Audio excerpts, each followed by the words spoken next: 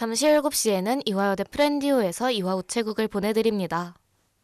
베스트 프렌드 베스트 프렌디오 이화 우체국을 여는 프렌디오 DJ 김연아 박은진입니다. 은디 지난 7일이 어떤 날이었는지 알고 계신가요? 글쎄요? 힌트 하나 드리자면 이때부터 가을이 시작된다고 한다는 그런 날이었어요. 가을의 시작을 알리는 바로 그 절기는 입추! 지난 7일이 바로 입추였군요. 네, 그렇습니다. 몇 주만 지나면 이 무더위도 물러가고 가을이 찾아올 텐데요. 맞아요. 지금은 너무 더워서 하루빨리 가을이 왔으면 싶지만 막상 가을이 되고 또 겨울이 오면 이 여름날을 그리워하기도 할 것 같아요. 네, 그래서 저는 요즘 여름 노래를 아주 주구장창 들으며 여름을 만끽하고 있습니다. 자고로 여름 노래는 여름에 들어야 그 맛이 사는 법 아니겠습니까? 맞죠. 딱 진짜 녹아내릴 것 같이 막 너무 더운 순간에 딱 여름 노래를 들으면 약간 기가 씻길 듯이 청량하잖아요. 맞아요. 저는 그게 너무 좋아서 그걸로 아마 여름을 버티는 것 같아요. 저 같은 경우에는 네. 이제 선풍기를 틀고 음. 이게 약간 논란이 되는 부분이긴 한데 네. 선풍기를 틀고 이불을 덮고 있는 걸 굉장히 좋아하는데요. 환경 파괴. 이게 딱 그렇게 했을 때 네. 온도의 밸런스가 맞는 것 같다는 느낌을 받을 때가 굉장히 맞아요. 많아요. 사실 청취자분들께 해보시라고 추천은 못하겠고 그쵸. 그냥 제가 그렇게 한다.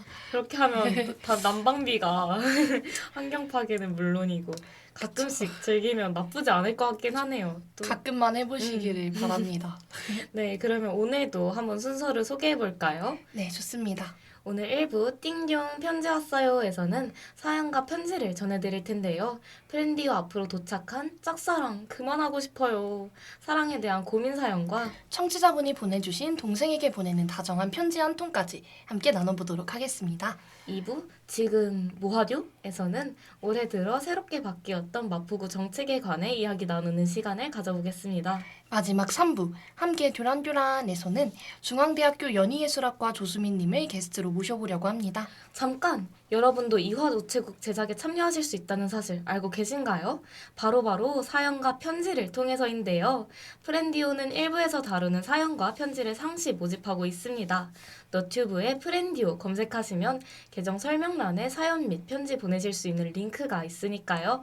많은 관심과 참여 부탁드립니다.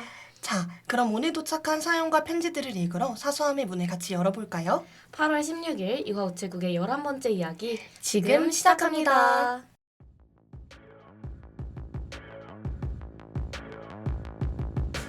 Fever dream high in the quiet of the night. You know that I caught it. Bad boy, shiny toy with a price. You know that I bought it. Killing me slow out the window. I'm always waiting for you to be waiting below. Devils roll the dice, angels roll their eyes. What doesn't kill me makes me want you more. And it's blue, the shape of your body is blue. The feeling I got and it's it's a cruel summer. It's cool, that's what I tell 'em. No rules, unbreakable heaven, but it's a cruel summer with you. Hang your head low in the glow of the vending machine. I'm not dying. We say that we'll just screw it up in these trying times. We're not trying. So cut the headlights. Summer's a knife. I'm always waiting for you just to cut to the bone. Devils roll the dice. Angels roll their eyes. And if I bleed, you'll be the last to know. Oh, it's blue. The shape of your body is blue. The feeling I got and it's it's a cruel summer. It's cool, that's what I tell 'em. No rules, unbreakable heaven, but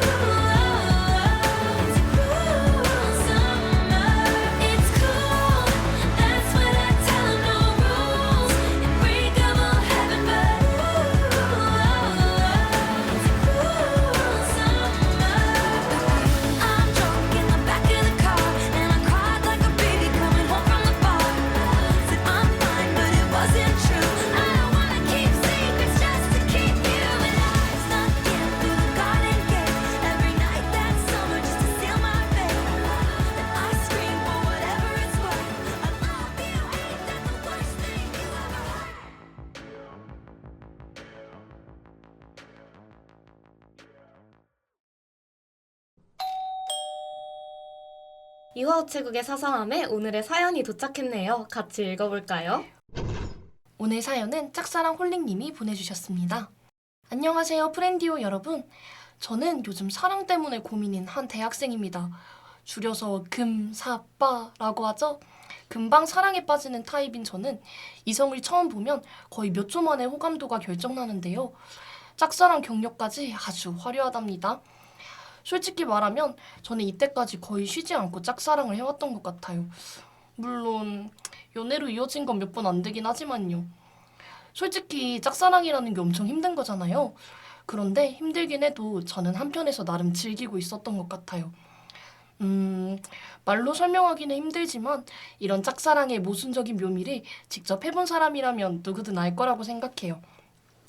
제가 대학에 와서 정말 놀란 게 있는데 바로 이 세상에는 짝사랑을 해본 적이 없는 사람, 그리고 누군가를 좋아한다는 감정을 느껴본 적이 없는 사람들이 꽤나 많다는 거였어요. 아주 어릴 적부터 매일매일 누군가를 짝사랑해온 저에게는 엄청난 충격이었답니다. 아참, 제가 금방 사랑에 빠지는 타입이라고 해서 금방 사랑에서 빠져나오기도 할 거라고 오해하시면 곤란해요. 저는 누군가를 한번 좋아하면 완전 푹 빠져서 좋아하거든요. 이런 저의 고민은 제가 좋아하는 사람에겐 끊임없이 관대하고 저를 좋아하는 사람에겐 저도 모르게 마음의 문을 닫아버린다는 거예요. 누군가 저에게 먼저 호감을 표시해 오는 게 보이면 어떻게 해야 할지 잘 모르겠어요. 이제 짝사랑은 그만하고 저를 좋아해주는 사람과 만나고 싶은데 사랑받는 법을 잘 모르는 저는 어떻게 하면 좋을까요? 마지막으로 라디오헤드의 크립 신청합니다. 이제는 자신을 사랑해주는 사람과 만나고 싶다는 짝사랑 홀링님의 고민 사연이었습니다. 네, 사실 사랑이 너무 어렵죠. 이게 사랑이란 건 잘하고 있는지 약간 객관적인 지표로 뭐 눈에 드러나는 걸로 확인할 수도 없는 거고 사람 간의 마음을 주고받는 일이라는 게 또 그리 쉬운 일이 아니잖아요. 맞아요. 그래서 정말 사랑에 대한 고민을 안고 계신 분들이 많을 수밖에 없는 것 같습니다. 은디는 이 사연에 대해서 어떻게 생각하시나요? 사실 나를 좋아하는 사람이 내가 좋아하는 사람이라면 너무 좋겠지만 맞아요. 사실 그렇지 않은 경우에 마음이 가지 않는 거는 어쩔 수 없다고 생각을 하는데요. 저도요. 그럼에도 저는 누군가를 좋아하는 마음은 굉장히 소중한 마음이라고 생각을 하기 때문에 지금처럼 누군가를 좋아하고 설레고 또 그걸로 인해 행복하다면 저는 짝사랑하는 것도 좋다고 생각을 합니다. 맞아요. 또 그러다가 상대랑 마음이 맞으면 연애도 하고 그러는 거죠. 맞아요. 저도 굳이 나를 좋아하는 사람에게 마음을 줘야 하나? 꼭 줘야 하나? 내가 끌리지 않는데? 맞아요. 왜 줘야 하지? 이렇게 생각하는 파인데요. 저는 사실 마음이 없으면서도 나를 좋아한다는 이유로 받아줘 볼까라고 생각한 적이 있어요. 근데 그게 다 너무 후회가 되더라고요. 시간이 지나면. 맞아요. 왜냐면 내가 진짜 좋아하지도 않는데 자꾸 그냥 이건 설레는 거야 하고 나도 모르게 세뇌하게 되고 그 사람한테 미안하니까 계속 더 받아줘야 될 것 같고 어쨌든 이게 희망 고문인 거잖아요. 맞아요. 그래서 되게 후회가 남더라고요. 내가 진짜 좋아하고 끌리는 사람만 바라보기에도 시간은 부족합니다. 그렇기 맞아요. 때문에 좋아하지 않는 사람에게 쓸 필요가 있을까 싶습니다. 내가 좋아할 만한 사람이었다면 정말 이런 고민을 할 필요도 없이 받아주게 되지 않았을까요? 맞아요. 그리고 사실 연애라는 것도 마음도 써야 하고 또 시간도 써야 하기 때문에 기본적으로 좋아하는 마음이 있어야 오래 갈 수 있는 관계라고 생각을 하는데요.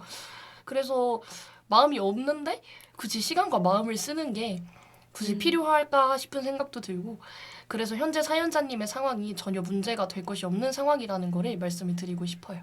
맞습니다. 그리고 짝사랑이라는 경험 자체도 되게 소중한 경험이잖아요. 맞아요. 저는 사실 금사빠와 완전 반대되는 사람이고 어떤 사람에 대한 감정을 뭔가 쉽게 정의 내리기가 되게 어려운 스타일이거든요.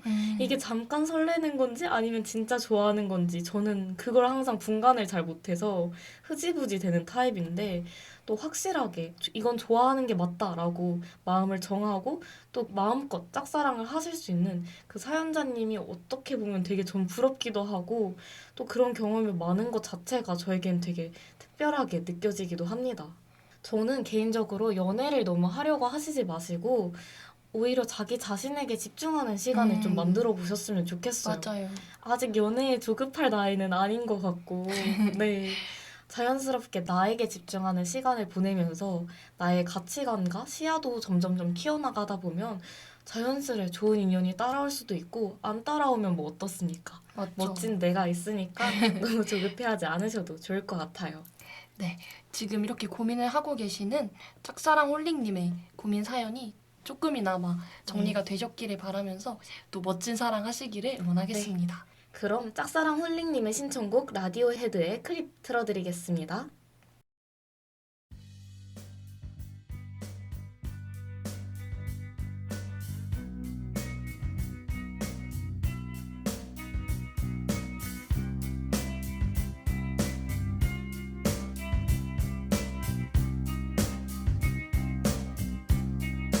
When you were here before,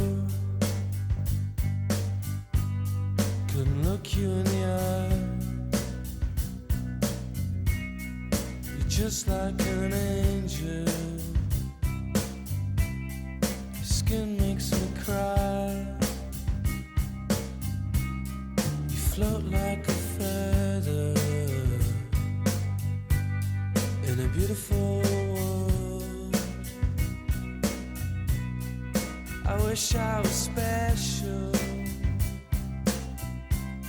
You're so fucking special.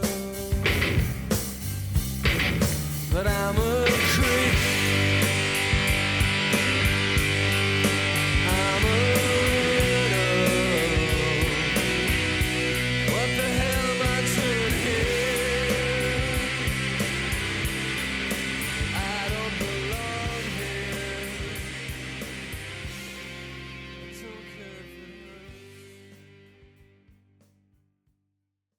네, 라디오헤드의 크립 듣고 돌아왔습니다. 아, 그러고 보니 은디, 오늘은 우체국 앞으로 편지 한 통이 와 있던데요? 겉봉투에 동생에게 라고 써져 있어요. 현디나 저에게 쓴 편지는 아닌 것 같은데요? 아, 아무래도 저희에게 온 편지가 아니라 저희가 전달해드려야 하는 편지인 것 같아요.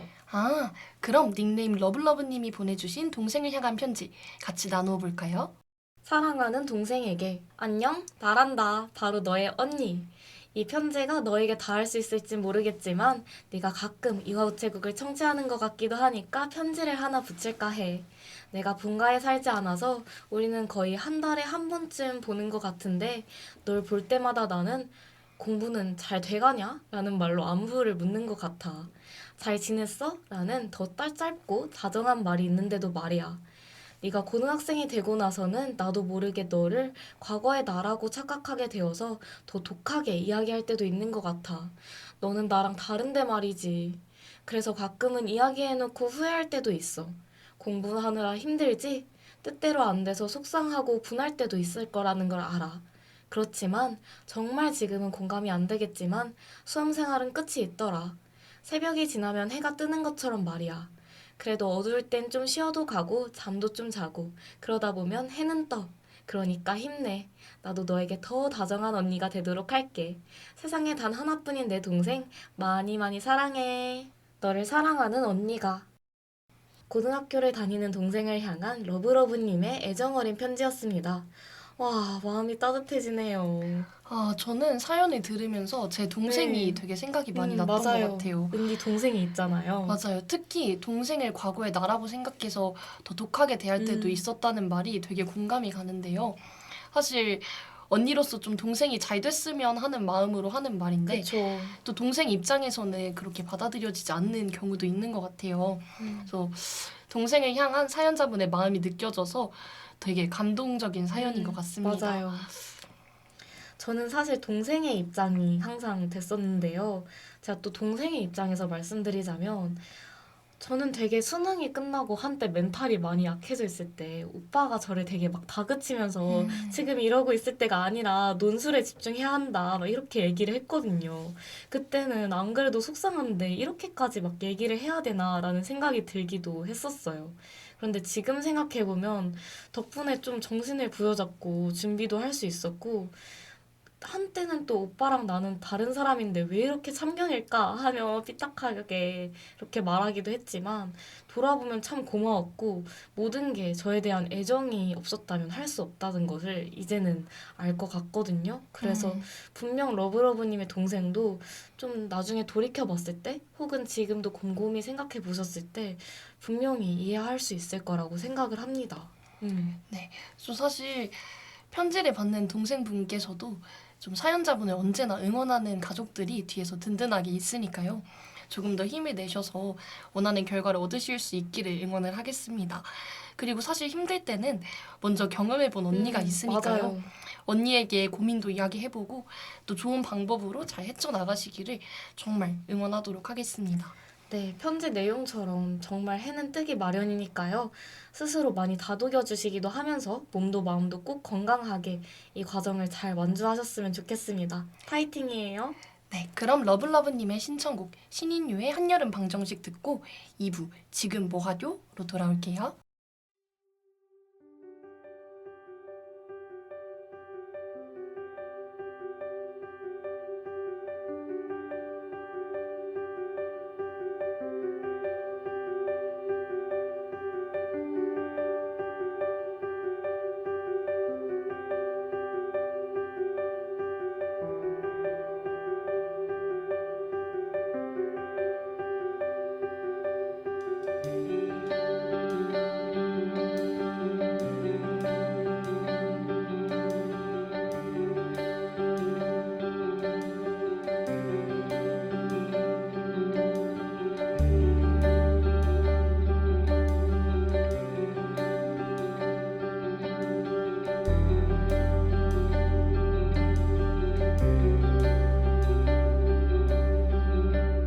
그날의 우린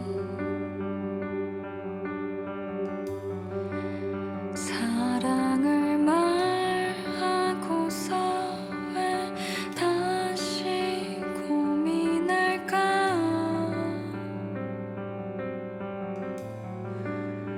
오늘이 지나고서야 몸에 배버린 진심 아닌 어린 투정 하나 둘씩 꺼낼 때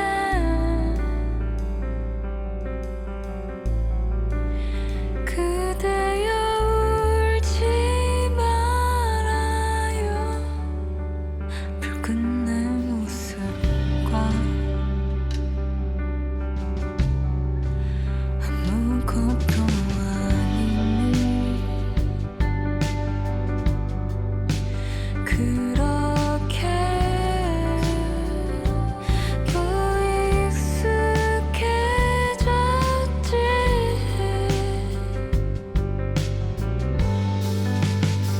차갑고 뜨거운 너의 입술은 여름이 되어 내 맘을 적셔. 오늘따라 뭐가 그리 어려운가요.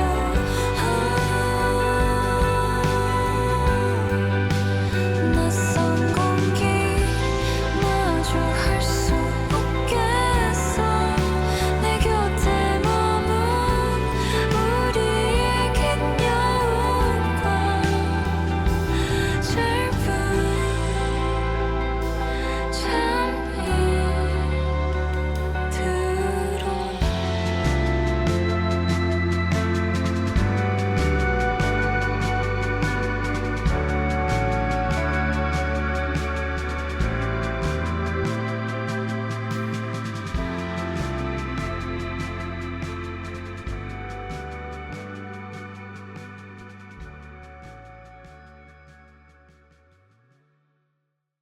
신인류의 한여름 방정식 듣고 입으로 돌아왔습니다. 근데 제가 아까 사소함을 열 때 옆에 붙어있던 전단지를 하나 봤어요. 무슨 전단지요? 전단지가 어디 쏘는데요? 제가 보니까 2024년을 맞아 바뀐 마포구의 정책들을 홍보하는 전단지였는데요. 아, 그 전단지요? 아니, 그 전단지 올해 초부터 붙어 있었잖아요. 은디, 설마 지금 발견한 거예요? 아니, 그게 중요한 게 아니잖아요. 지금 전단지에 나와 있는 정책들이 실제로 어떻게 진행되는지 궁금하지 않나요? 오, 은디 꽤 잘 피해가는데요. 그렇긴 하죠. 지금 딱 하반기니까 올해 시행된 정책들을 다시 토파보기에 딱 적절한 시기긴 하죠. 제가 한번 넘어가 주겠습니다. 정말. 그럼 올해 들어 바뀌었던 마포구의 정책들을 돌아보고 보완할 점에 대해 같이 이야기해볼까요? 네, 좋습니다. 2024년에는 새로 도입된 정책도 있었고 또 확대된 정책도 있었는데요. 먼저 소개할 정책은 장애인 대상 전자신문 구독 서비스입니다. 이 정책은 올해 처음 도입된 정책인데요.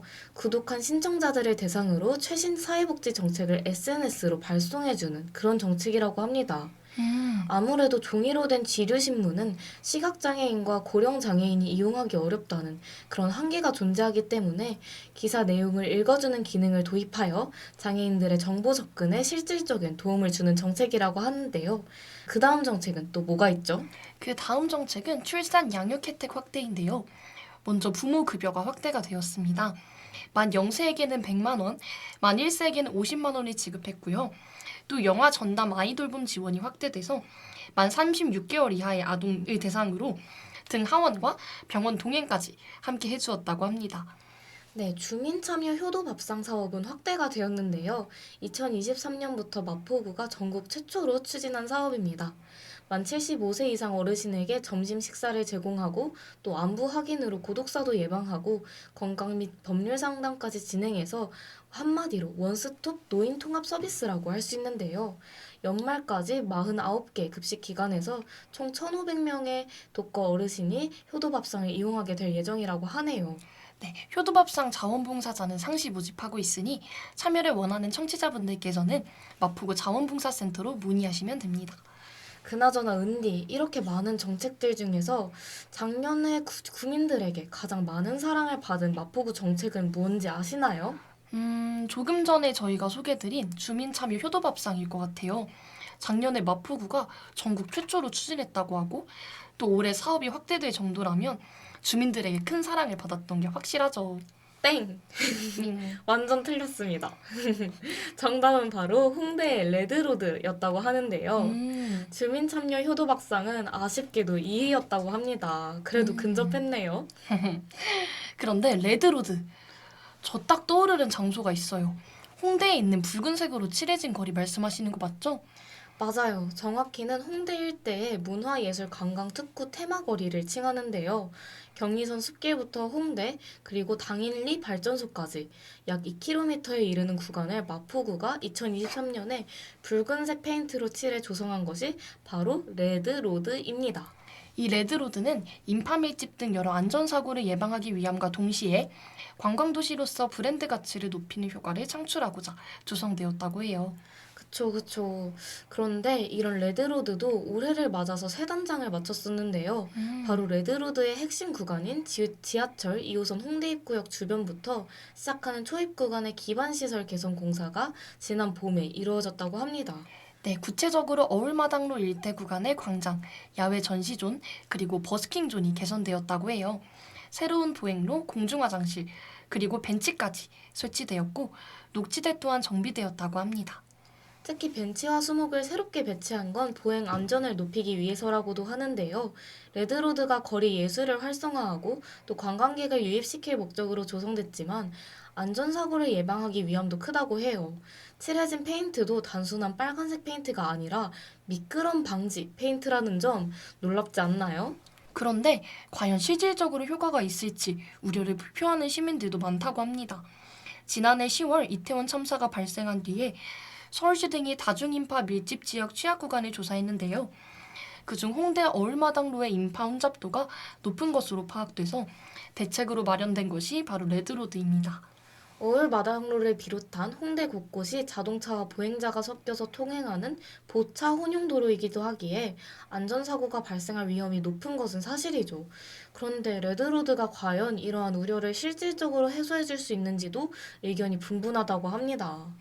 은디 어떻게 생각하시나요? 저는 사실 미끄럼 방지 페인트가 마모되면은 더 미끄러울 수도 있다고 하는 이야기가 네. 있어요. 좀 미끄럼을 방지하기 위해 만들어진 레드로드가 더 미끄러운 길을 만든다면 굳이 만들 필요가 있을까 하는 생각이 듭니다. 현디는 어떤가요? 저는 이게 사실 안전사고를 예방하기 위한 목적이 이 인파가 몰리는 것에 좀 더 집중해야 된다고 생각을 하거든요. 근데 이 미끄럼 방지 페인트와 인파가 몰리는 것에 약간 상관관계가 조금 안 맞지 않나 싶습니다. 그쵸. 지금 가장 문제인 것은 미끄러지는 문제가 아니라 인파가 몰리는 것, 그리고 자동차와 사람이 이렇게 같이 다니는 길이라 안전사고가 발생할 위험이 크다는 점인데 아무래도 미끄럼 페인트가 이러한 점을 해소할 수는 없을 테니까 말이죠. 맞아요. 조금 더 좋은 방법이 생겨서 맞아요. 더 좋은 정책이 많이 나왔으면 하는 마음입니다. 저는 개인적으로는 안전사고를 예방하기 위해서는 미끄럼 방지 페인트보다는 CCTV나 아니면 빅데이터 기술을 활용하거나 아니면 좀 전문 인력을 배치하는 것도 좋은 방법일 것 같고요. 또 브랜드 가치를 올리기 위함이라면 뭔가 청년 예술가에게 공모를 받아서 어떤 시설물을 제대로 된 걸 마련했으면 좋겠어요. 약간 지금은 안전사고 예방에도 브랜드 가치를 올리는 목적에도 다 어중간하게 안 맞지 않나 라는 맞아요. 생각이 듭니다. 좀 더 좋은 정책이 확실히 그 핵심을 꿰뚫는 정확한 좋은 정책이 더 나왔으면 좋겠어요. 네, 그럼 이쯤에서 더 로즈의 레드 듣고 게스트와 함께 3부로 돌아올까요? 아, 은디, 우리 중요한 소식을 빼먹을 뻔했잖아요. 오늘 3부에서는 우리 특별한 분을 일일 DJ로 모셔보기로 했죠. 아, 맞다. 정말 중요한 이야기를 까먹을 뻔했네요. 오늘 3부는 특별히 저희 프렌디오의 엔지니어 분이 DJ를 맡아줄 예정입니다. 청취자분들도 끝까지 함께 해주실 거죠? 그럼 더 로즈의 레드 듣고 스페셜 DJ 그리고 게스트와 함께 돌아올게요.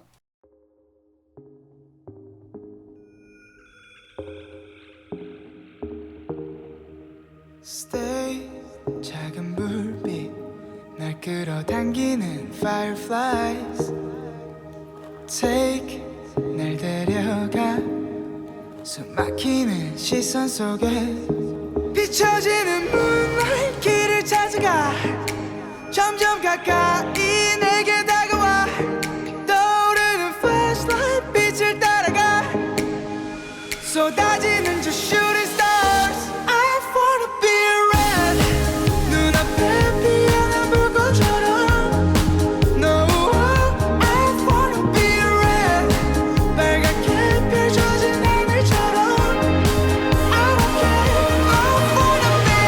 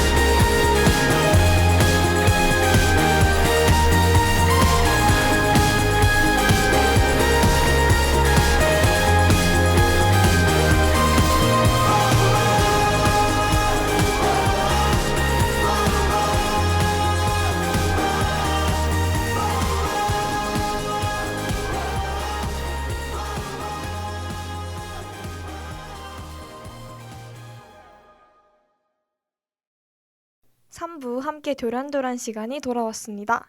아, 처음 듣는 목소리였다고요? 저는 프렌디오의 엔지니어를 맡고 있는 이화여대 커뮤니케이션 미디어학부 23학번 권정아입니다. 오늘 3부는 특별히 제가 스페셜 DJ를 맡아서 진행하게 되었는데요. 여러분 반갑습니다. 자, 그럼 오늘 프렌디오를 찾아와 주신 게스트분과 이야기 한번 나누어 볼까요? 똑똑 이화우체국에 소포 붙이러 왔습니다. 어서 오세요. 이화우체국에 오신 걸 환영합니다. 인사 부탁드릴게요. 네, 안녕하세요. 저는 중앙대학교 판소리를 전공하고 있는 조수민이라고 합니다. 아, 네, 안녕하세요, 수미님. 저 이화우체국에서는 소포를 붙이기 위해서 몇 가지 질문에 대답해 주셔야 하는데 괜찮으실까요? 네, 당연하죠. 네, 좋습니다. 그럼 3부 게스트 수미님과 함께 본격적으로 이야기 시작해 보겠습니다. 저희 우체국은요, 긴장하시면 수수료가 붙거든요. 아, 진짜요? 그래서 편하게 말씀해 주시면 될 것 같아요. 알겠습니다. 네, 먼저 전공 관련 이야기부터 해볼게요. 판소리 전공이 연희예술학과에 포함되어 있다고 제가 들었거든요. 네, 맞습니다. 연희예술학과 안에 판소리 쪽으로 네. 세부 전공이 저희는 따로 있습니다. 근데 저희가 연희예술학과에 대해서 조금 생소한 느낌이 있어요. 그쵸, 그래서 혹시 어떤 걸 배우시는지 한번 말씀해 주실 수 있으실까요? 네, 연희예술학부 안에는 판소리 전공, 민요 전공, 그리고 타악 전공, 그리고 음악극, 소리로 이제 극을 하는 친구들이 같이 모여서 하는 전공들이 세부적으로 있습니다. 아, 그럼 혹시 음악과 관련된 학과라고 이해해도 괜찮을까요? 네, 맞습니다. 그렇지만 아. 전통을 기반으로 하는 음악학과라고 생각해 주시면 감사하겠습니다. 아, 그럼 그 중에서도 수미님께서는 판소리 전공을 하신다고 하셨는데 네, 해당 전공에 진학한 이유가 있으실까요? 저는 어릴 적부터 미국에서 자라오다가 네. 굉장히 음악을 좋아했었는데 고등학교 때 한국에 이제 돌아오게 되면서 네. 이제 문화 공연을 보던 중에 판소리 공연 되게 멋있잖아요. 네, 완전. 그렇죠. 네. 그래서 거기에 반해가지고 무슨 학교를 가볼까 하다가 네. 국립전통예술고등학교라는 고등학교에 입학하면서 아. 판소리를 배우기 시작했습니다.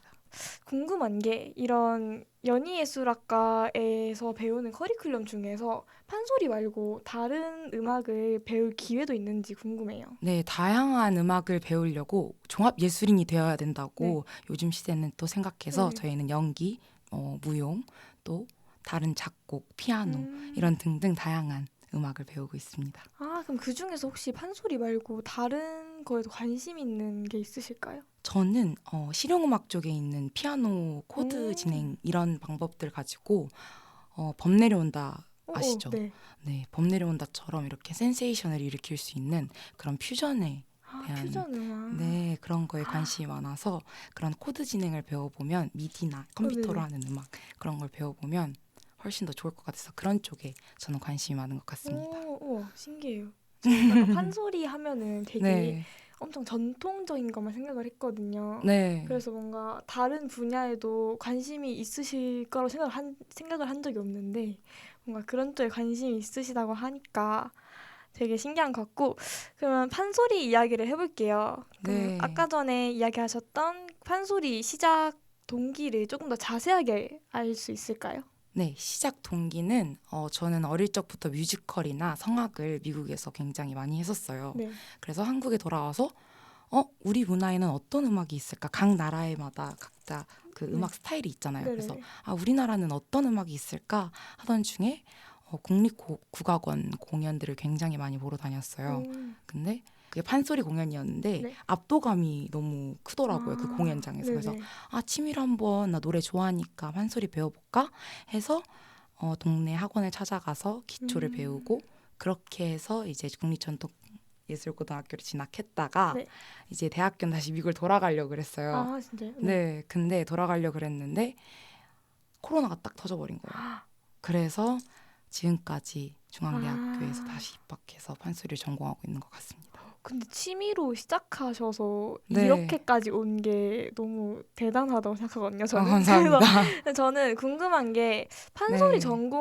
아무래도 예체능 입시는 저희 같은 인문사회 계열과 조금 다르잖아요. 정말 준비 많이 방식이. 다르죠. 네. 그래서 판소리 전공은 어떻게 준비를 하셨는지 궁금해요. 저희는 일단은 판소리는 5바탕이 있어요. 네. 현재 전해져 오고 있는 5바탕을 가지고 곡이 이제 지정곡들이 있죠. 네. 뭐 지정곡을 자유곡이든 아니면 그런 지정곡들 뭐 춘향가 중에 뭐 무슨 사랑가 이렇게 대목을 지정해줘요 학교에서. 네. 그럼 그거를 입시 때 준비하고 그리고 악보 읽을 줄 알아야 되잖아요. 네네네. 네, 소리꾼도 이제 악보를 읽을 줄 알아야 된다 해서 몇몇 학교들은 시창이라는 걸 봅니다. 아. 시창은 이제 악보를 보면서 그거를 음을 정확하게 읽을 수 있는 이동독법이나 뭐 이런 식으로 네, 그 두 가지를 보고 생활기록부 이렇게 3가지에서 수시에 모든 걸 다 끝냅니다. 정시가 없습니다 저희는. 아 진짜요? 네, 중앙대학교는 수시로 정시가 없습니다. 다 끝내시는 네, 거예요? 수시로 다 끝납니다. 실기가 대부분을 차지하네요. 그쵸, 실기가 가장 중요한 것 같습니다. 오.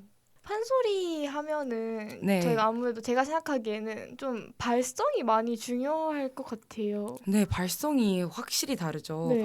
지금도 약간 좀 목이 쉬어 있죠. 제가 어제 음. 밤까지 열심히 진짜? 노래를 했거든요. 그래서 어제도. 목이 좀 많이 쉬어 있는데, 네. 네, 판소리는 일단은 성악은 두성을 쓰면서 노래를 한다고 하고, 네네. 그리고 저희는 배심으로 한다. 저희는 힘으로 밀어붙여서 결절이 있는 상태에서는 원래 싱어들은 노래를 안 해요. 네네. 그냥 판소리 같은 경우에는 결절이 있어도 그거를 목을 단단하게 만들어서 그거를 뚫고 나갈 수 있게끔 폭포에서 네. 뚫어서 소리를 한다, 득음하는, 득음한다 네. 이런 얘기 많이 들어보셨죠? 네네네. 그런 것처럼 저희도 그런 득음의 과정들을 거칩니다. 아, 그럼 그런 연습들은 어떻게 하시는지 궁금해요. 연습은 공연이 있다. 그러면 이 연습 따로 저 연습 따로. 근데 아침마다 항상 하는 건 목 스트레칭을 꼭 해주는 것 같아요. 어떻게요? 왜냐하면 이 목 스트레칭을 목도 근육이기 때문에 네네. 근육을 잘 이완시켜줘야 아. 확실하게 목도 부드럽게 나오고 긴장도도 풀려져서 목도 덜 쉬어요. 그래야 좀 더 오래 할 수 있고 네. 그래서 아침마다 목을 계속 이렇게 춤을 아, 좌우로. 이렇게 네. 해주시는군요. 근데 네, 좀 이따 배우고 오. 싶으면 아, 네, 제가 자세하게 네네. 알려드릴게요. 네. 네, 노래 좀 잘하고 이따- 싶으신 네, 거구나. 한번 해보고 싶어서. 네. 네. 알겠습니다. 나중에 네. 해보도록 하겠습니다. 그러면 판소리 안에 있는 판소리 하시는 분들이 자주 사용하는 용어들이 있을 거 아니에요? 네, 그렇죠. 용어 한번 제가 일단 추임새 네.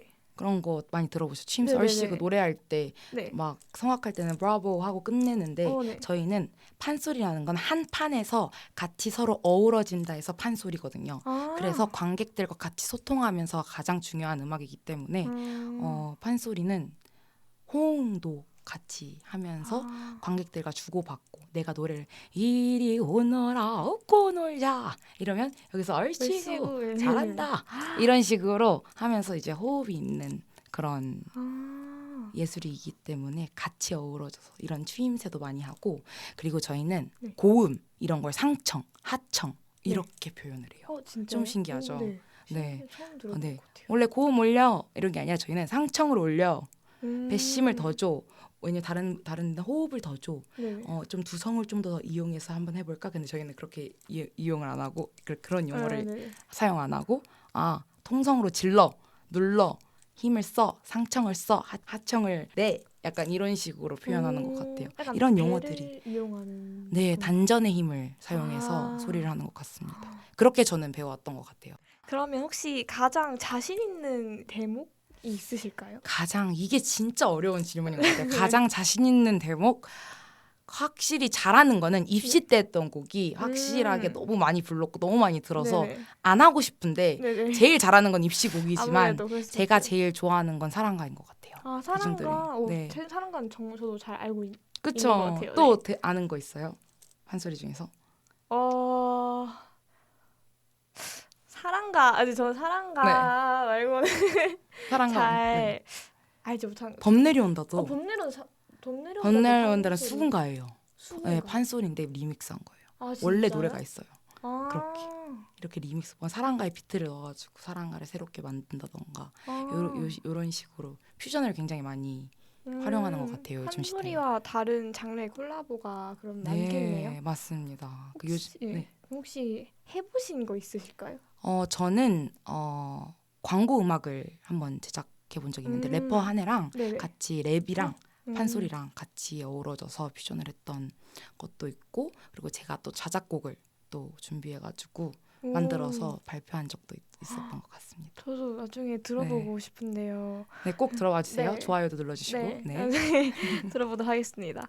활동 관련해서는 추후에 다시 이야기해보도록 하고요. 네. 먼저 판소리의 매력이 무엇이라고 생각하시는지 궁금해요. 저는 판소리는 확실히 현장감 있는, 현장감에서 확실히 호응도를 많이 받을 수 있는 예술이라고 생각하고, 또 네. 저도 성악을 해봤고 네. 뮤지컬도 해봤지만, 물론 다 너무 멋있고 잘했지만, 내가 한국에 와서 판소리 공연을 보고 반한 이유는 네. 그 발성법이 아니지 않을까. 아, 그 아무나 낼 수 없는, 배로 왜냐면 이용하는, 네. 노래는 할 수 있잖아요, 그 누구도. 네네네. 근데 판소리는 시간과 모든 게 단련이 돼야, 득음이 돼야 이런 목소리를 낼 수 있지 않나, 그런 장점이 있는 것 같습니다. 판소리 네. 좀 이렇게 모든 준비가 약간 많이 필요한. 네, 그렇죠. 단련이. 장르네요. 항상 선생님들이 말씀하시는 게 한 70, 80 이제 돌아가실 때쯤에 돼서 네. 나 이제 좀 소리 알겠다라고 말씀을 하세요.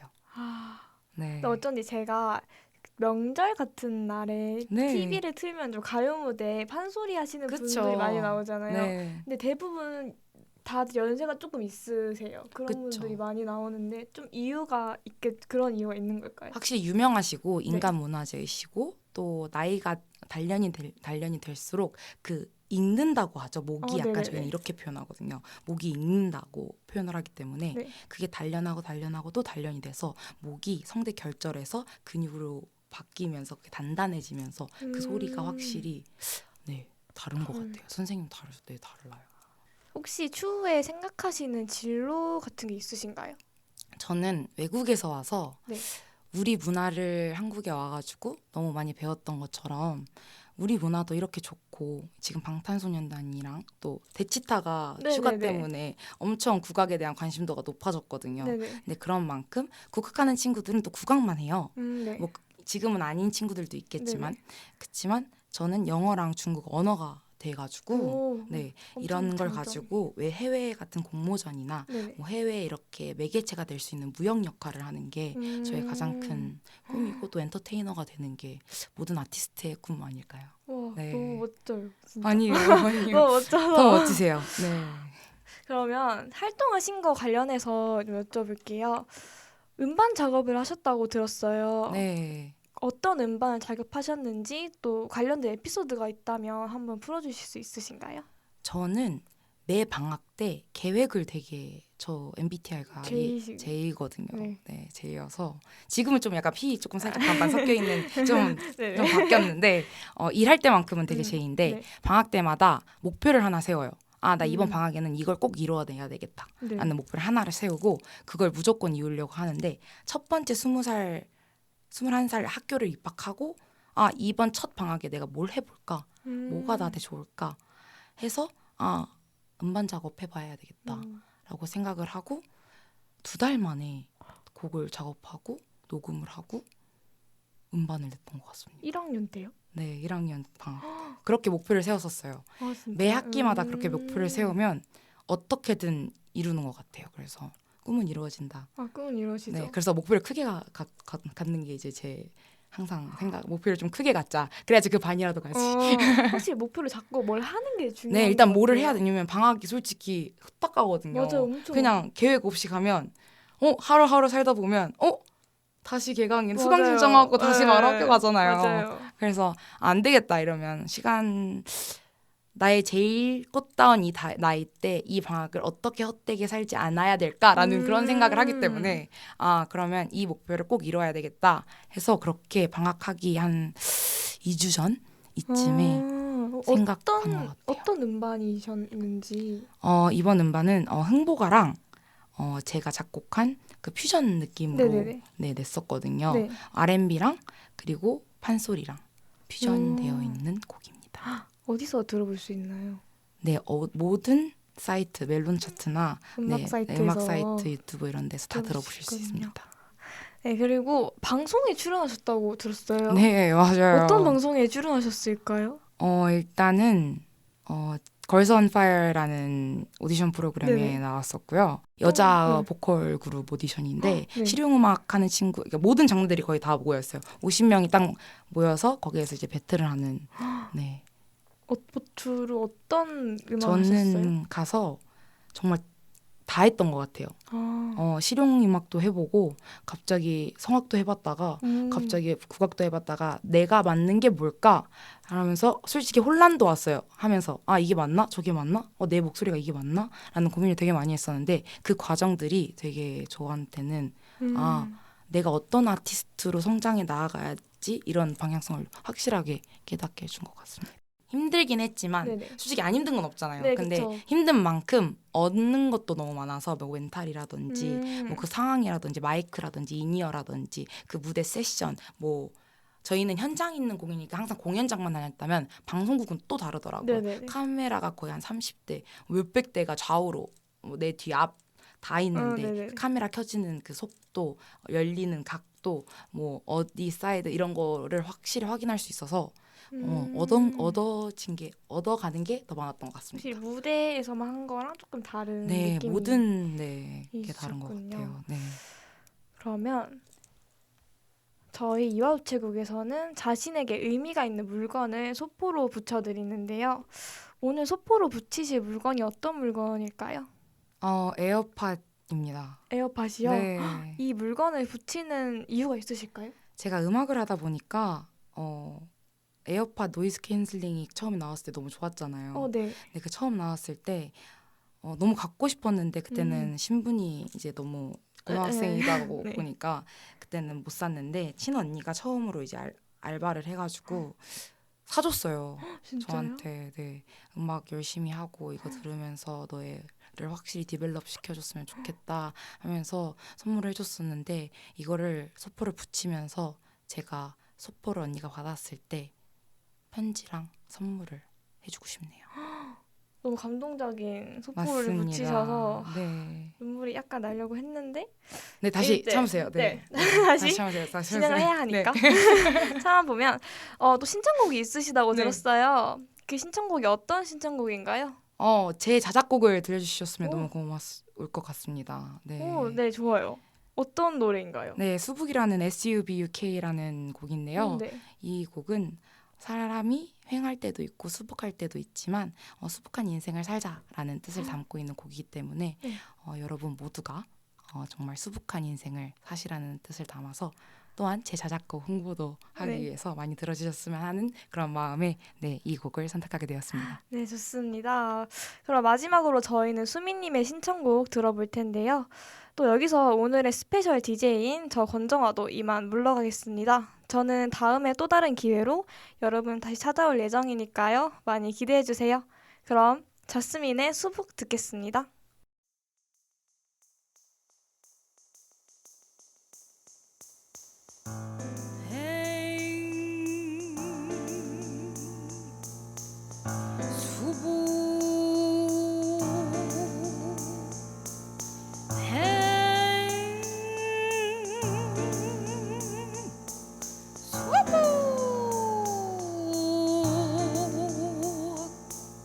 One, two, three, bass.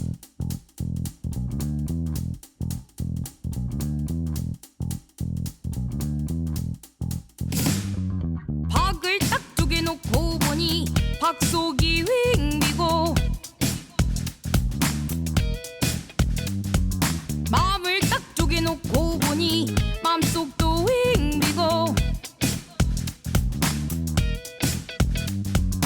모든 사람들에게 물어봐도 답을 알 수 없네. 박을 딱 쪼개놓고 보니 박속이 소복하고 마음을 딱 쪼개놓고 보니 맘속도 소복하고 모든 사람들에게 물어보지 않아도 몇절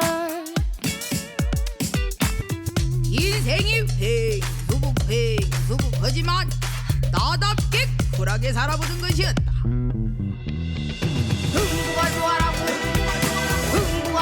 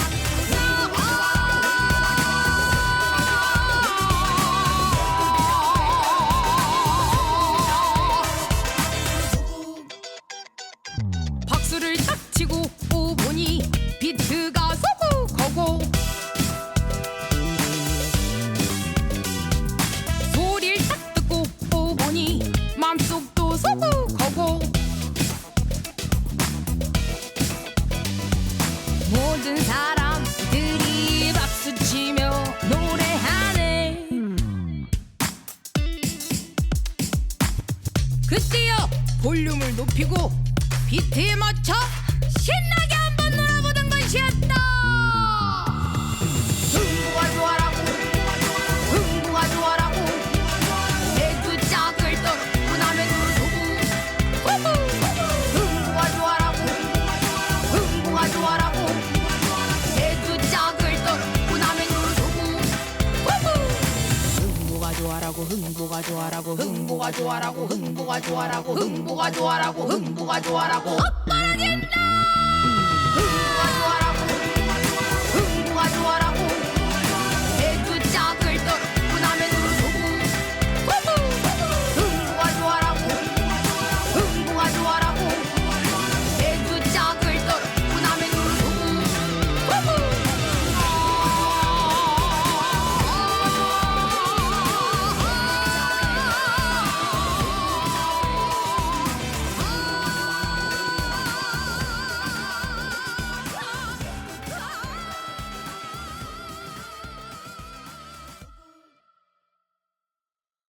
자스민의 수북 듣고 돌아왔습니다. 스페셜 DJ 정아님과 함께 하신 3부 어떠셨나요? 좋았어요. 아, 정말 낯설었을 텐데도 정말 잘 진행하지 않았나요? 너무 좋았어요. 그러니까요. 역시 우리 프렌디오의 엔지니어는 정말 다르네요. 정말 달라도 정말 다릅니다.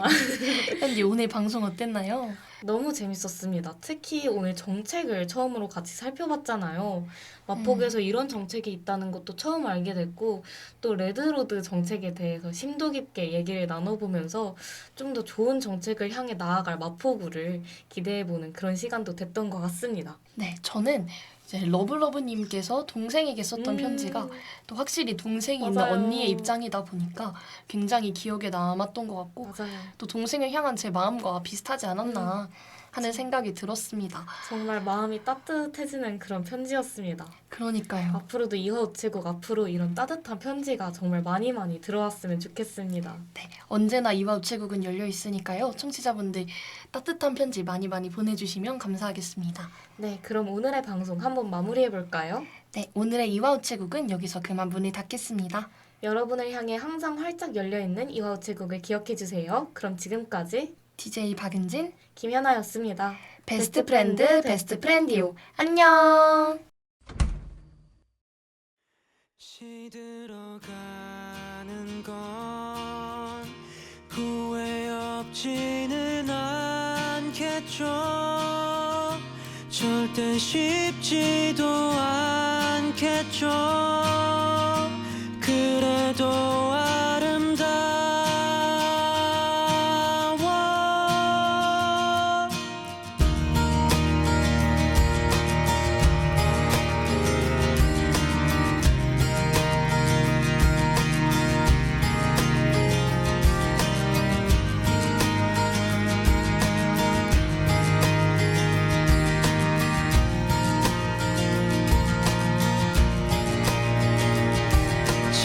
찬바람이 부는 거리에 아무 일도 나지 않는 떨림이 가득하네요.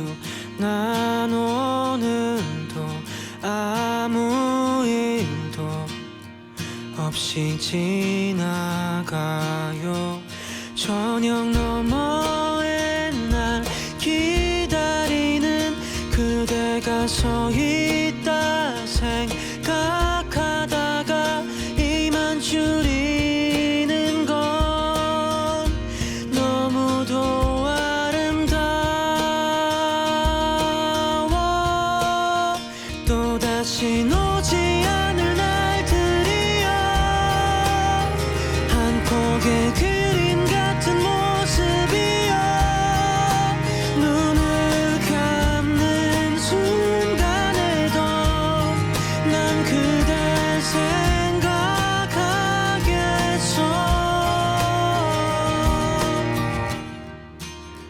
끝없이 떨어지고 있는 듯한 기분은 나도 알 수 없는 일이고 말이 없는 고독이 또 찾아오는 날일 때 저녁 너머의 날